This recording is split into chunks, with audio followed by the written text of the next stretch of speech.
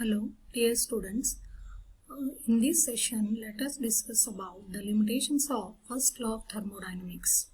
So, as we know, the first law of thermodynamics, which relates with the heat absorbed and the work performed by the system. As such, we can see there is no restriction on the direction of flow of heat. But this law indicates whether the heat can flow from cold end to hot end or hot end to cold end. Say for example, we can say we cannot extract the heat from the ice by cooling it to a lower temperature because some external work has to be done for this.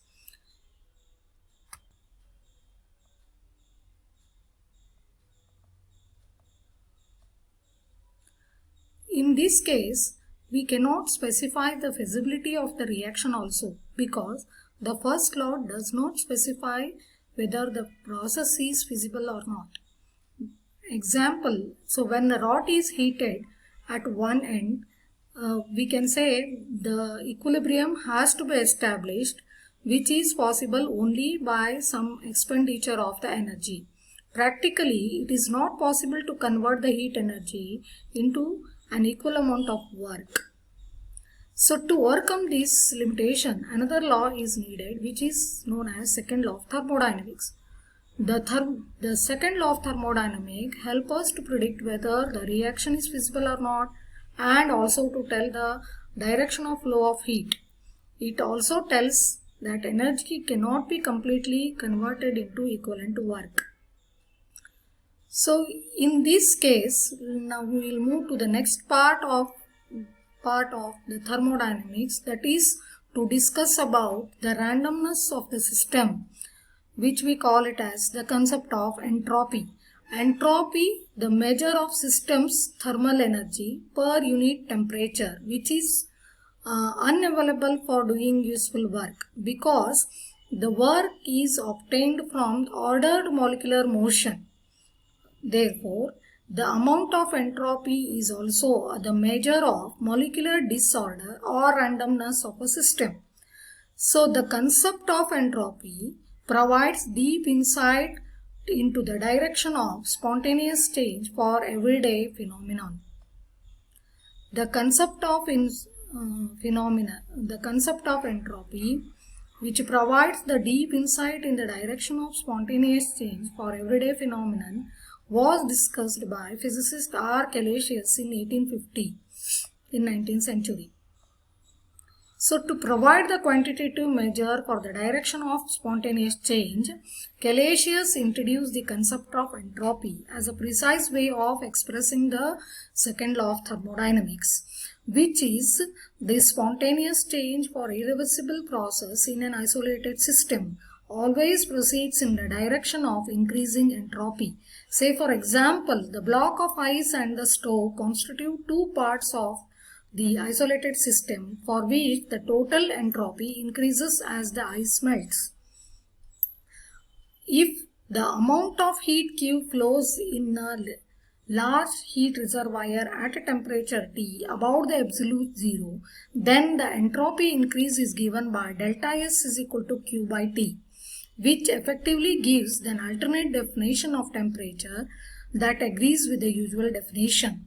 So if we take, there are two heat reservoirs R1 and R2 at temperature T1 and T2.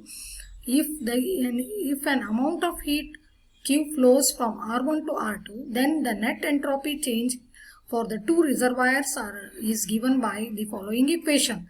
That is delta S, that is the change in entropy, Q is the heat, and T1 and T2 are the temperatures of the reservoirs R1 and R2,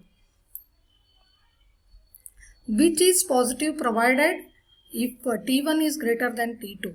It is observed that heat never flows spontaneously from cold to hot is equivalent in requiring the net entropy change to be positive for a spontaneous flow. If T1 is equal to T2, then the reservoirs are in equilibrium and no heat flows, and delta S will be equal to 0.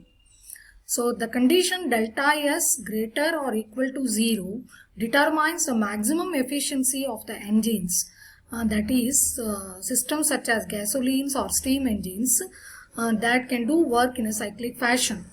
And if an engine absorbs heat Q1 from R1 and exhaust heat Q2 to R2 for each complete cycle, that the conservation of energy, the work done per cycle will be given by W is equal to Q1 minus Q2, and the net entropy change can be given by the following equation, where delta S is change in entropy, Q1 and Q2 are the heat changes, and T1, T2 are the temperatures. So to make work W as possible, as large as possible, Q2 should be small as possible relative to Q1.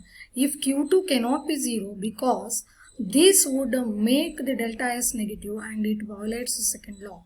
The smallest possible value of Q corresponds to the condition delta S is equal to 0, which yields to the equation Q2 by Q1 minimum equal to T2 by T1 as a fundamental equation for the efficiency for all the heat engines. A process for which the delta S equal to 0 is reversible because an infinitesimal change would be sufficient to make the heat engine to run backward as in a refrigerator. Thank you.